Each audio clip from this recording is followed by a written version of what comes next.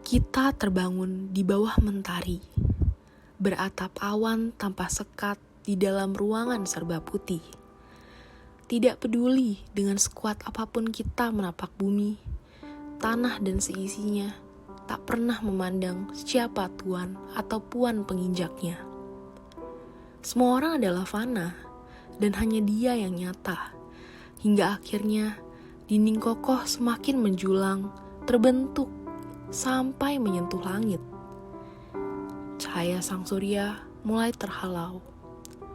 Dinding putih menjadi hitam sebagian, semakin kelamlah dunia dibuatnya. Tapi, si empu pemilik jiwa ini terlalu kuat. Senyum manis selalu terpatri di wajah bak ciptaan terindah yang pernah Tuhan buat. Tanpa tahu seberapa lama lagi dia dapat bertahan. Tanpa tahu seberapa hancur yang akan dia luapkan. Dunia hanya tempat yang tak lebih dari sebuah panggung dengan kita sebagai pelakon utamanya. Jalankanlah, nikmati kelabu itu. Berpura-pura selama senyum masih bisa dibuat di wajahmu. Tapi kemudian seseorang pernah berkata, sebaik-baiknya wajah adalah dia yang bisa mewujudkan ekspresimu ketika murung, dan dia juga yang bisa tersenyum tanpa alasan yang terselubung. Lantas, bagaimana kita bisa bahagia jika terus hidup dalam panggung kepura-puraan?